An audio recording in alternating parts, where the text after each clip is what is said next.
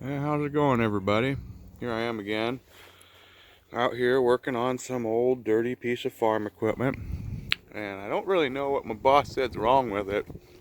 I mean, it's pretty much everything looks fine. I mean, it's got a little bit of an alignment issue, but I guess that's maybe what he wants me to look at.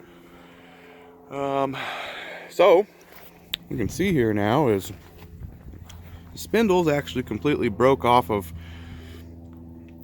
that mount right there. Pins busted off, tie rod's bent. Um,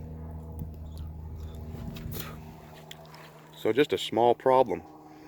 So what I'm going to do is I'm going to try to get this all stripped apart. I'm going to have to straighten this piece out, weld that pin back in, bend this tie rod straight, bend that support right there the tie rod connects to, and re-weld the spindle back on to that mount. So it's going to be fun.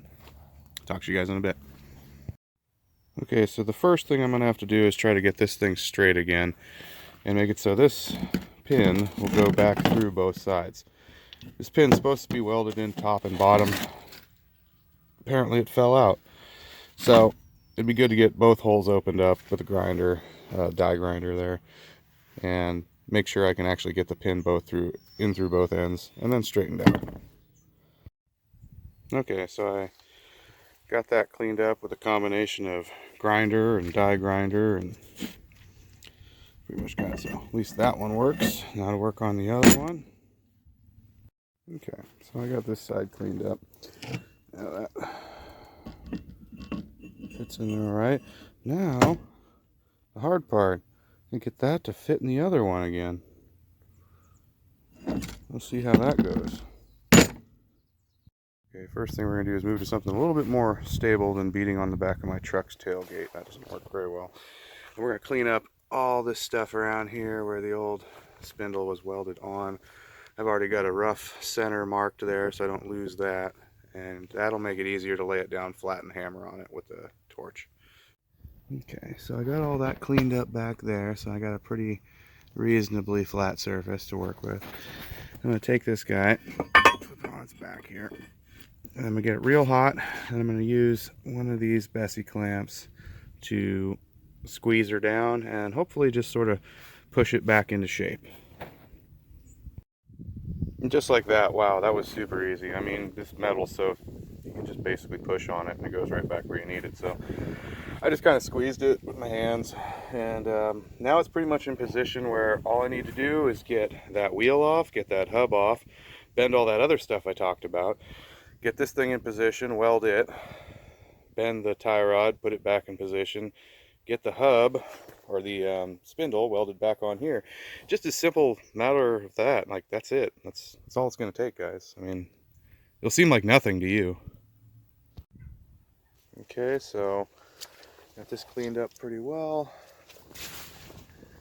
Use the scribe to mark out a circle so that I'm centered. I think we're ready to start welding it back together. Okay, so got my first pass laid down all the way around with a new replacement piece there. I think I'm going to go with a few more passes, probably triple pass everything around the base, and we'll be good. Alright, so there we go. I'll call that all good for now. And unfortunately I'm out of acetylene for my torch, which I need to bend that tie rod back into position and get this thing bent back into position. So hopefully we'll finish that up next time.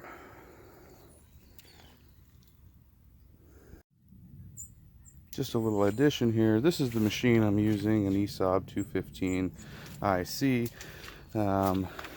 It's a 110-220 suitcase welder that you can arc, MIG, and TIG with it, and obviously I MIG with it, for most everything. If people are wondering if this machine's strong enough for what I'm attempting to do here, this was done a couple of years ago with the same machine when this tie rod broke. So that didn't break, everything else did. So I think that's a testament to it right there. Okay, Okay, so I got a little ahead of myself. Forgot I was making a video for you guys, but so I got this pretty well straightened out. I still need to straighten this piece in here so it reaches a little better, but there's where the pin will be, and we'll weld the top and the bottom there, get all that grease off of it, and then somehow get this tire back on. Okay, so we've pretty much got her all back together now. Welded top and bottom on the pin. There's still some things that I want to straighten out on it, but this should be enough to get us back to the shop. Really, this wood block scares the crap out of me, and I want a tractor here to hold this side up while I'm getting the tire on, so that'll be enough to get us there and probably gives you a good idea what needs to be done. Alright, I'll talk to you guys later. Shut up, I don't need a seat belt.